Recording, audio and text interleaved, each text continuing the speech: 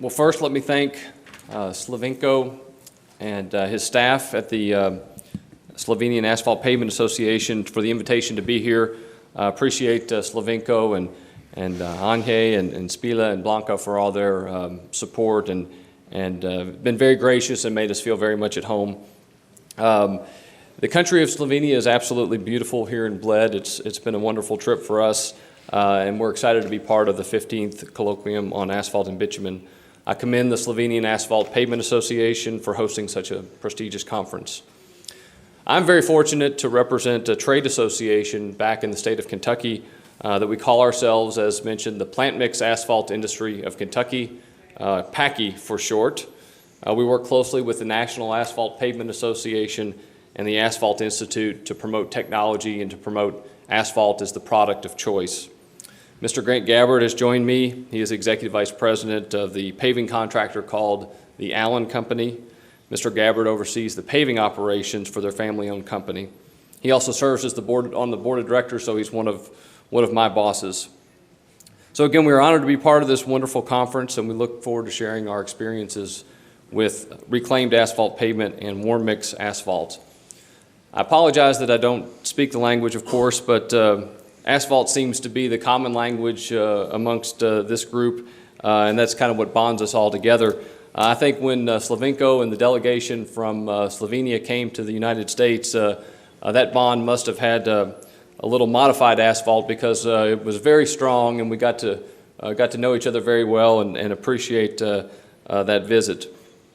I will mention, since Mr. Potty's presentation yesterday, I did add my Twitter handle to the beginning of the presentation. So if you'd like to follow me on Twitter, I would love to follow you back as well.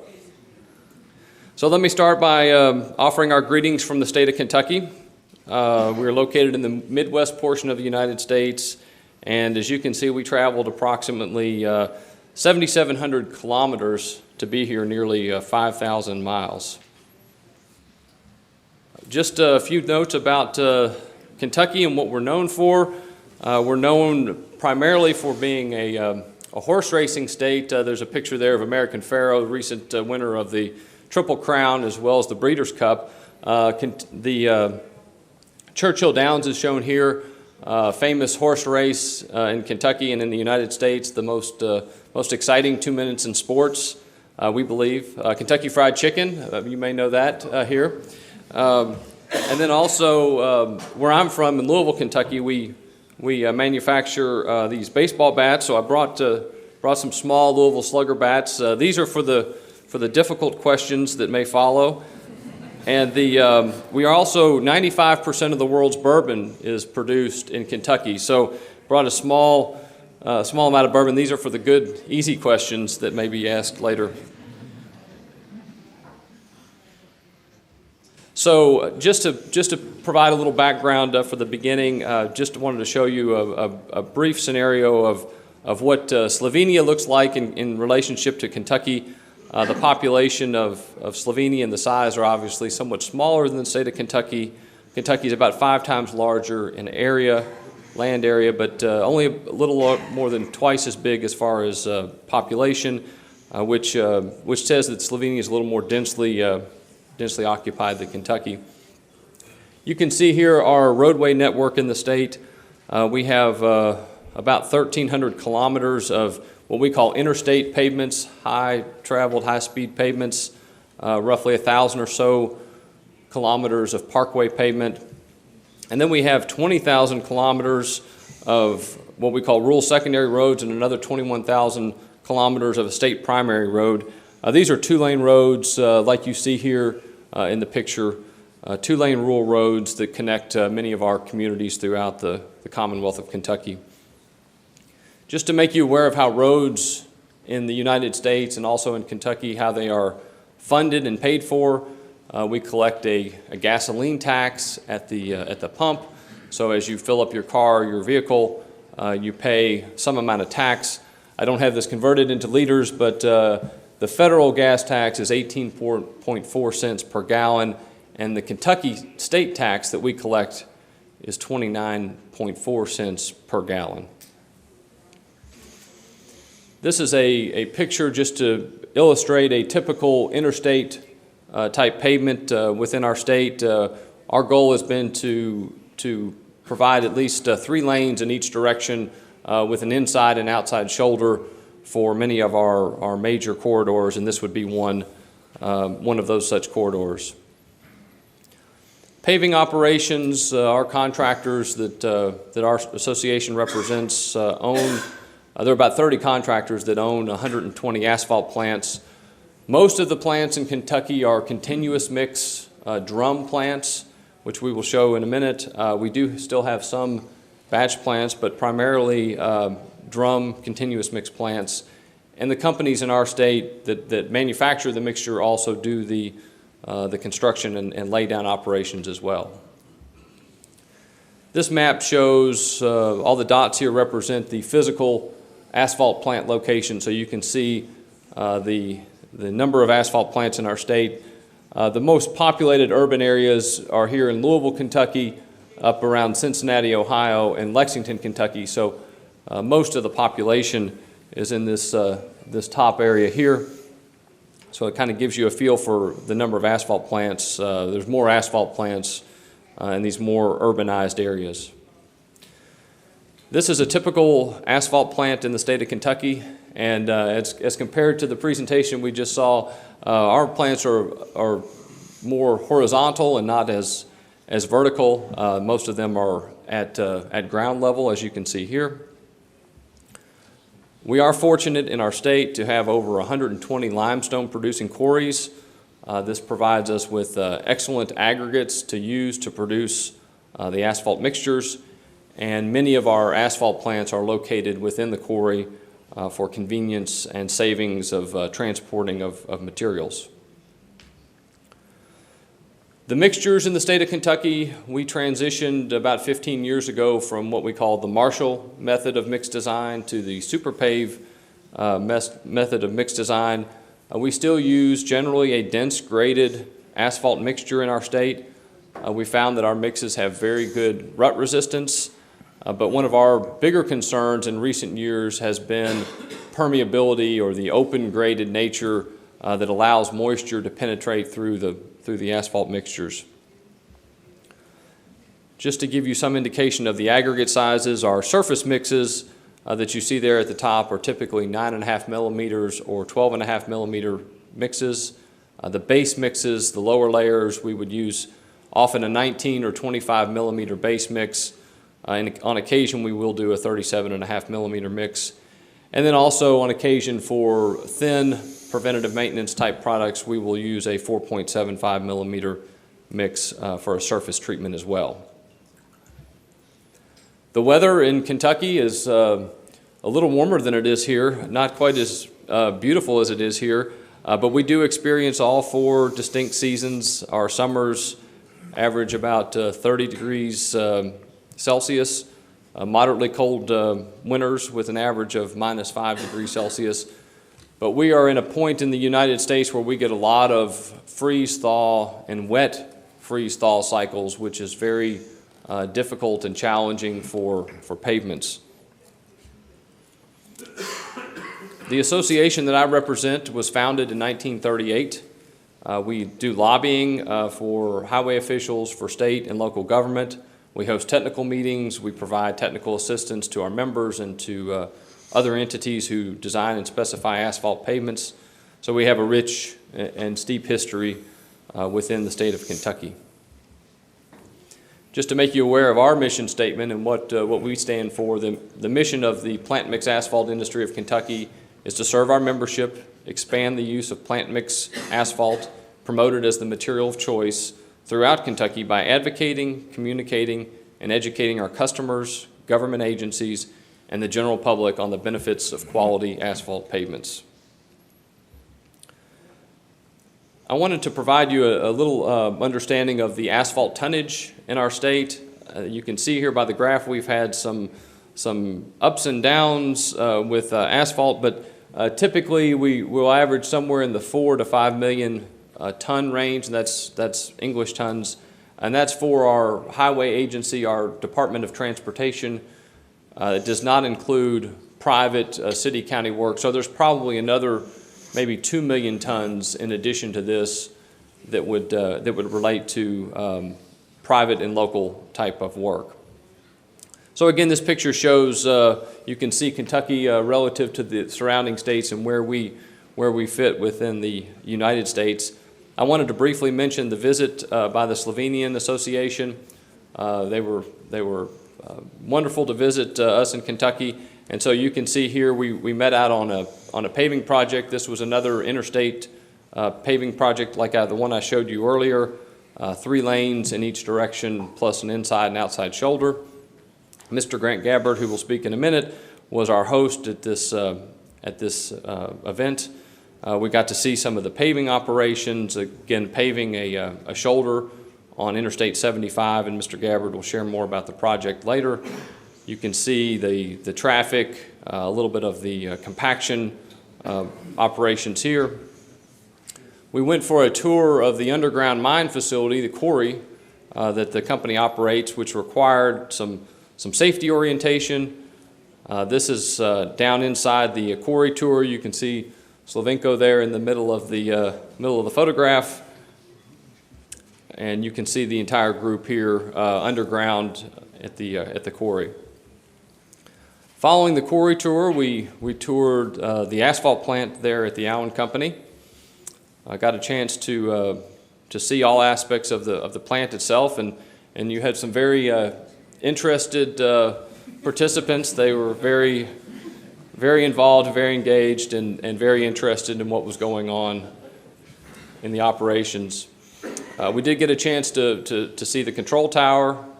From there, we transitioned to a high production quality control laboratory a few miles away. So we visited ATS Construction and their laboratory. We're able to do a laboratory demonstration and talk about all the aggregate and mixed property testings that we perform in the U.S. And then we finished it up with a tour of a bourbon facility. And I mentioned that 95% of the world's bourbon is produced in Kentucky. What's even more interesting is there are 4.9 barrels of bourbon currently being aged in the state of Kentucky, and our population is about 4.5 million people. So we have more barrels of bourbon in Kentucky than we have people. And then Slovenko and I sharing association, it was nice to communicate and share with him throughout the week, and happy to be back here to do that again. So let me get into the bulk of the presentation where we talk about recycled asphalt pavement and warm mix asphalt in Kentucky. I'm going to do some of the overview and some of the big picture items, and then I'll turn it over here in a minute to Mr. Gabbard to talk a little more about the production and contracting elements. So reclaimed or recycled asphalt pavement, which we call RAP, is the most recycled material in the United States, over 80 million tons recycled annually. Most of that comes to us in the way of millings. Some does come in chunks or pieces where we return that to the plant for processing. I think most of us understand that recycling has a societal benefit. There are certainly economic benefits to the contractor, and there are environmental benefits as well. The benefits of recycling, it's useful alternatives for our virgin materials. So we can reuse the liquid asphalt binder, or the bitumen as you call it. We can reuse the virgin aggregates, decreases construction debris, and optimizes the use of our natural resources. This picture was taken of a RAP processing facility in an asphalt plant using a drone, which was a neat perspective.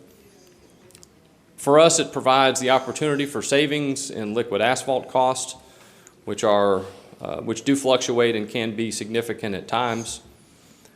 Here's a picture on the right there of the liquid asphalt cost in the state of Kentucky. And so we have had some large spikes and increases, and utilizing recycled asphalt pavement helps stabilize those mixed prices for the contractor and for the agency as well. Contractors have embraced the use of recycled asphalt pavement for many reasons. Again, it lowers materials costs.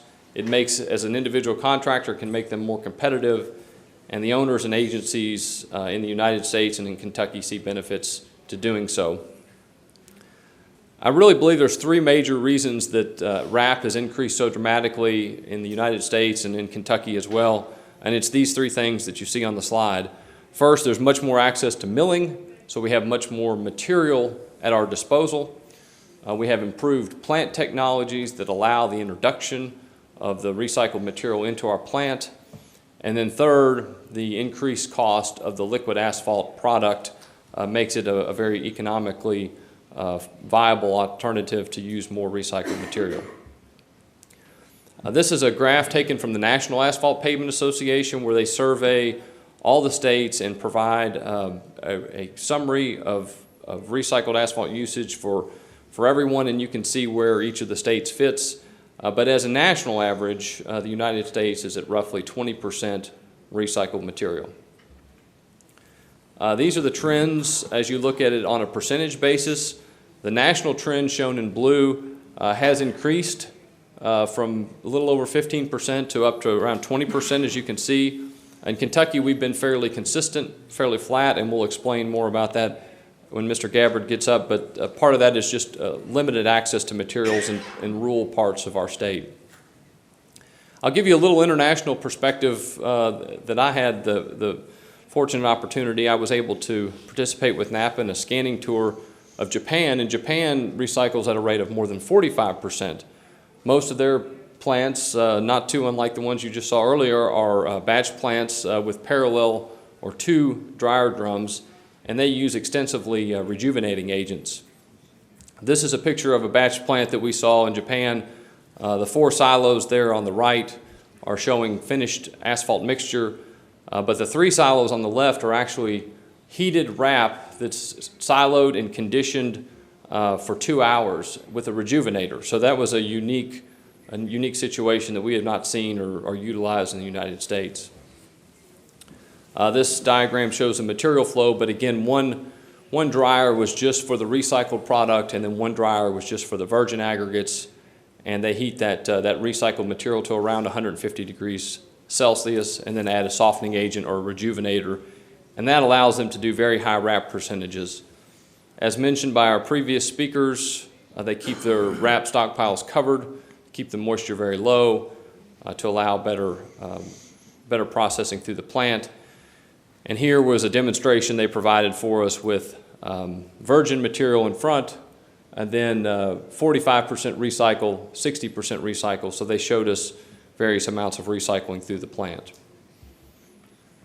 In Japan, you can see the recycled content for each region, and as you get into the areas down closer to Tokyo, the recycling percentages go up tremendously, up around 70%. So we were able to participate in the scanning tour and then bring some of that knowledge back to the United States, and in my case back to Kentucky. And one of the things that we learned is we really should not be afraid of high RAP percentages. I think sometimes we try to set upper limits, and we saw in Japan that if properly designed and incorporated, the mixtures could provide equal or greater performance, even at rates of 45, 50, 60, 75% RAP, which are much greater than what's common in our state. So RAP in the United States, we are the country's most diligent recycler. 99% of all recycled asphalt pavement is reused. We estimate that RAP usage in the United States conserves over 20 million barrels of asphalt annually and reduces the need for about 68 million tons of virgin aggregate annually. I'll talk briefly about warm mix asphalt. And then again, I'll let Mr. Gabbard come up and give some specific experiences. But warm mix technologies just allow contractors to lower the mixing and compaction temperatures by 10 to 38 degrees Celsius. It's been a very fast growing segment of our industry in our state. And I know Dr. Karcher will get up here and speak about this probably more eloquently than I will in a few minutes. But I'll just give you a summary of the temperature comparisons. A lot of our hot mix asphalt is produced in that 150 to 170 degrees Celsius range, and then you can reduce those temperatures based on using foamed asphalt. We don't do a lot of waxes in Kentucky, but then we do some chemical additives, and I'll show you each of those.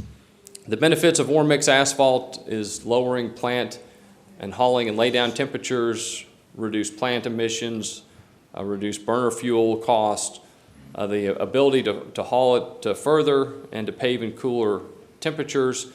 We find a lot of benefit in this one right here. We use warm mix often as a compaction aid to help in increase density, and it provides a very good condition for recycled asphalt pavement as well. You can see from this picture just a thermal image of hot mix asphalt at 165 degrees C versus warm mix asphalt at 123 degrees C, and just the cooler temperatures as the mix is released from the silo into the truck. I took this picture just a few weeks ago. This is not a warm mix. This is very hot mix. This was actually produced at 232 degrees Celsius. This was a specialty product, very polymerized material called Asphalt in the United States, but it was actually being done as a waterproofing membrane on a bridge deck. So this was a very unique product, but quite the opposite of warm mix. Warm mix tonnage in the United States last year was about 114 million tons, a significant increase from the year before and a tremendous increase over the last 5-6 years. Roughly 1/3 of all mixes in the United States are produced using warm mix asphalt. I wanted to share with you the Kentucky percentages as well. If you look at the United States there, you can see that the trend has gone up, and as I mentioned, about 1/3, but Kentucky is significantly ahead of that percentage at roughly 40% or so of all of our mixes being produced with warm mix asphalt. What's interesting to note is that it was actually the National Asphalt Pavement Association going on a European scanning tour in 2007 where they discovered foaming and warm mix asphalt, and then they brought that back to the U.S. So there was a little bit of interest in '08, but as you can see from 2009 to 2014, it has grown significantly and one of the fastest growing things we've seen in our industry. And it's interesting that we brought that from Europe, and now we're here back in Europe speaking about this issue. So contractors in our state have extensive experience now using recycled products and warm mix asphalt. It is very much an accepted practice in our state. We have few, if any, mix-related problems as the result specifically of RAP and warm mix asphalt. And generally, I would say that it's common practice, and we've had overall success with that. So with that, I will turn the podium over to Grant Gabbard to give you a little more about Kentucky's experience.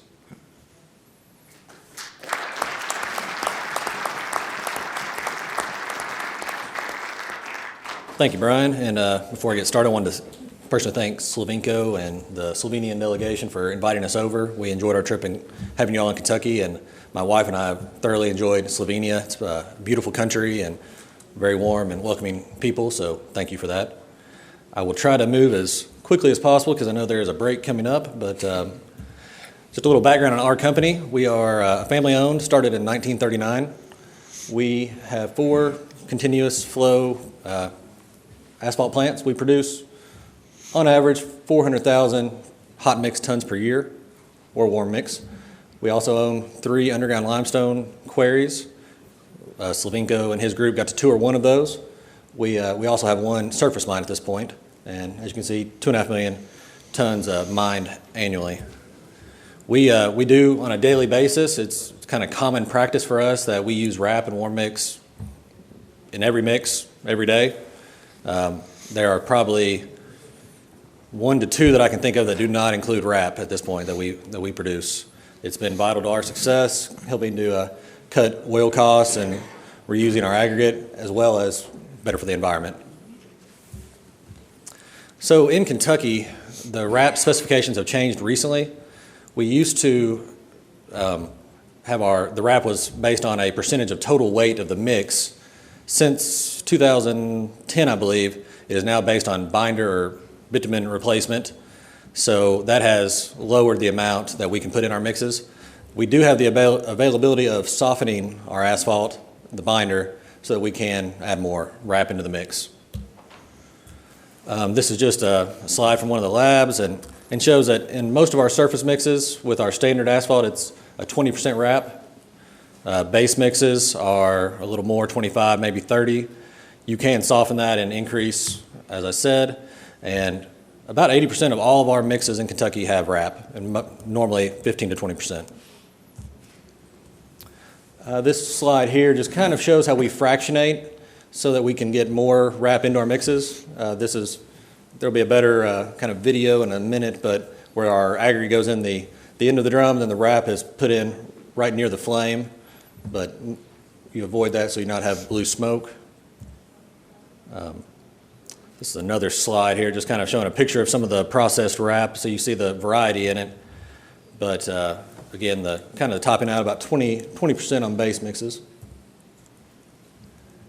This is a slide that demonstrates on the left the highway department specified mixes. For private and commercial mixes that do not have that specification, we actually increase wrap dramatically. 40% is pretty common for wrap for a parking lot or community roads.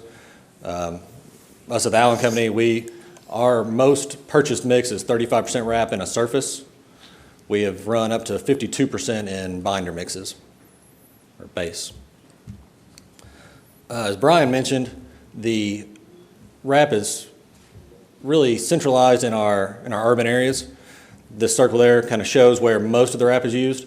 The rest of the state, there's some certain pockets, but is pretty rural, so they don't have access to millings, so their percentages are quite less. This is just a picture here kind of showing an asphalt plant that is inside of a mine and has the wrap pile there. As you can see, they have a pretty good supply, so that's good for them. They use quite a bit. A lot of contractors are not so lucky and have much smaller amounts. This is similar to what we've seen in earlier slides, just kind of a common milling operation. They look like they're actually milling the surface and the base together. We try to avoid that, but they were doing it there. This looks to be more of a typical milling, just the wearing course, hauling the wrap back to the plant. Here is an unprocessed and what would probably be deemed a not very well organized pile of wrap. It looks like it's got some plant waste there in the front and kind of a mixture. We try to obviously keep the surfaces and the bases separate, and then any waste we have in our plants, we also reprocess that. So we keep that separate because of less virgin AC. Here's just an overview, I think, of another setup of a permanent crushing facility for recycle. It's another drone picture. Here you can see a large stockpile and where they're processing wrap again. And finally, another picture. This is kind of a nice overview. You can see the large surface mine of limestone in the background and the aggregate processing plant, and then the smaller, more portable equipment that we're using, or not we, that another contractor was using for processing wrap and screening that to have multiple piles to use. Here's just an example of, on the left, a more coarse wrap that will be used in a base mix, a heavier mix. Then on the left, a 3/8 inch minus. So I'm trying to think of that as probably 9.5 millimeters. Sorry for my. And that's used in more of the surface. You can see it's got a lot of fines in it, so it's very nice in a surface mix. Right here is just kind of a small pile that's out by a plant probably getting ready to get used, but the main goal in management, just as you've heard this morning, is you want to have uniformity, you want to have consistent sizes, consistent asphalt or bitumen percentages in it, and moisture. This has probably been hauled from a stockpile area that's covered to get ready to be used. We sample frequently on all of our wrap for gradation as well as for AC content and moisture. Here's just an example of kind of a large structure. I believe this was near us, where they stock aggregates and recycle.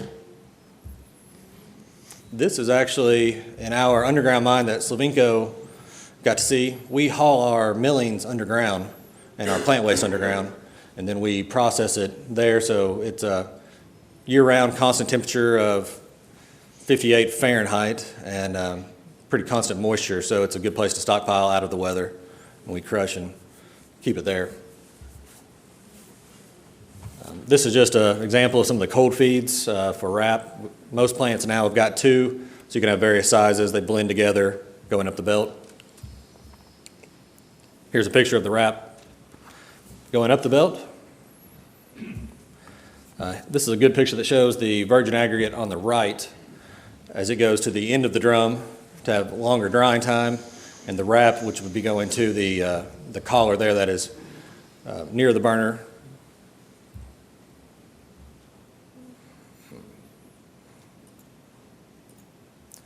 All right, and so here's a little video showing the aggregates going in the end of the drum and the wrap where it hits the collar in the middle side. You can kind of see how the aggregates have a longer drying time, and then the wrap is introduced and meets the superheated rock to where it mixes in. This is inside of the drum, just showing that in more detail. And you can see how the wrap and the aggregate blend right behind the burner and go into the, then go to the drag slat up to the silos. Yeah, this is just a close-up picture of a double drum from Aztec where the wrap is getting introduced behind the burner.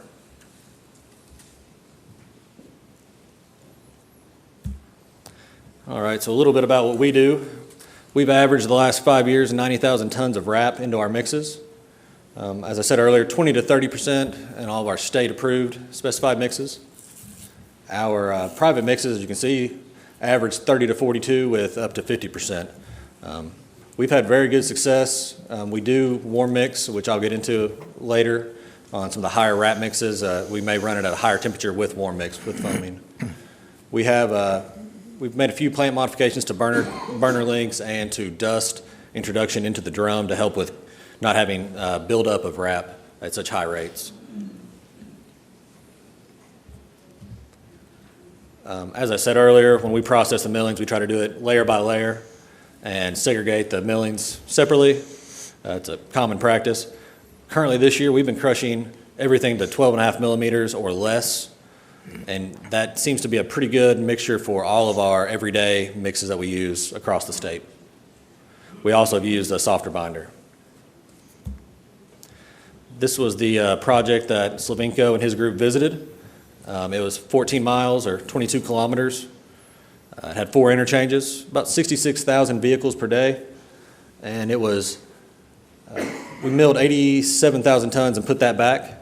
We did it in about a 2-month period, day and night. A lot of times we'd have to mill out the middle lane with traffic on both sides and put the asphalt back. So it was an interesting project. All right, we'll run through warm mix and what we run into in Kentucky.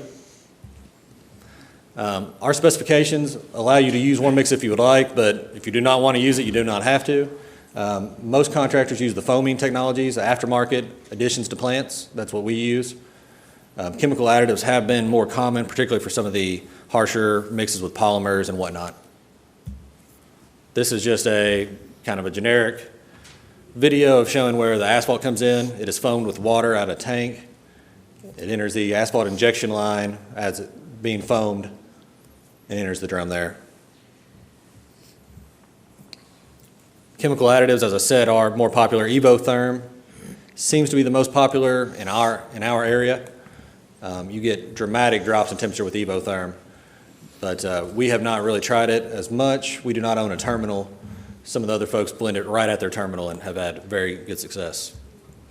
And this is just an example of the additive blended at the terminal, and then it goes and is loaded out to a truck.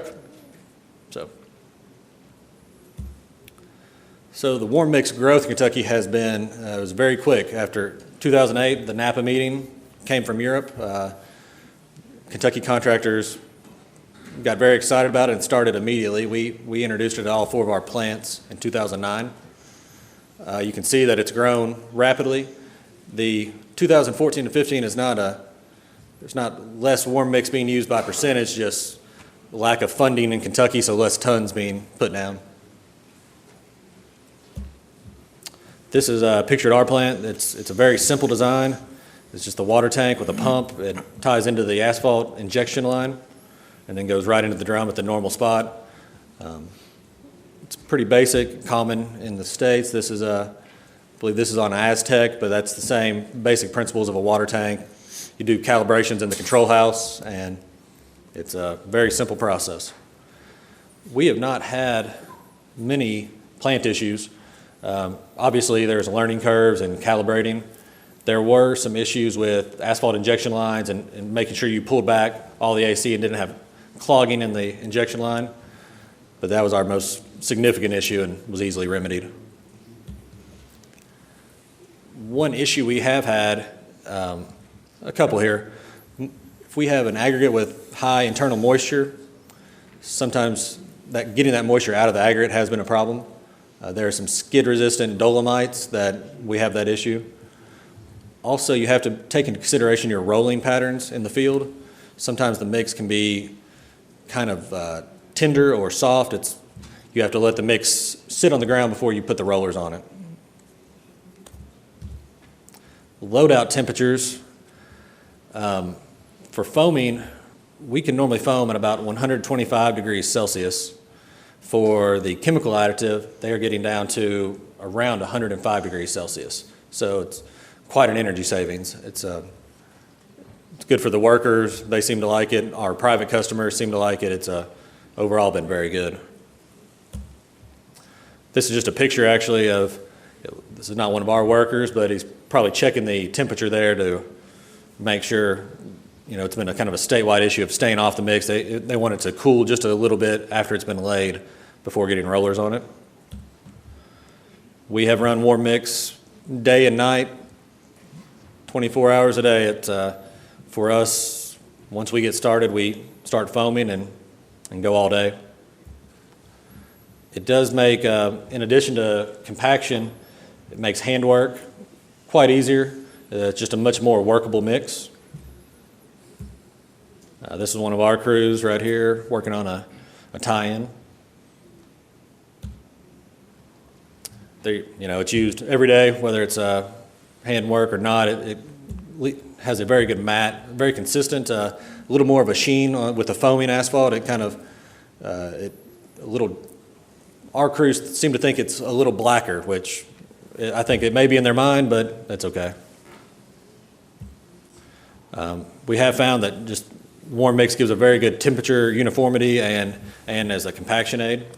The densities across the mat seem to be more consistent with warm mix, is what we've found. And as Brian mentioned, chemical additives, if you have a very tough mix with high polymers, have been found to be very helpful. So with us at the Allen Company, 2008 and 9 is when we started. We've had great results. About 75%, probably more of our mixes are warm mix now, so it's a big number. And we have not used much of the chemical additive. We have had good compaction, just have to analyze your rolling patterns. And the foaming for us has been a great addition to our plants and has been a wonderful asset. Brian, I'll turn it back over to you.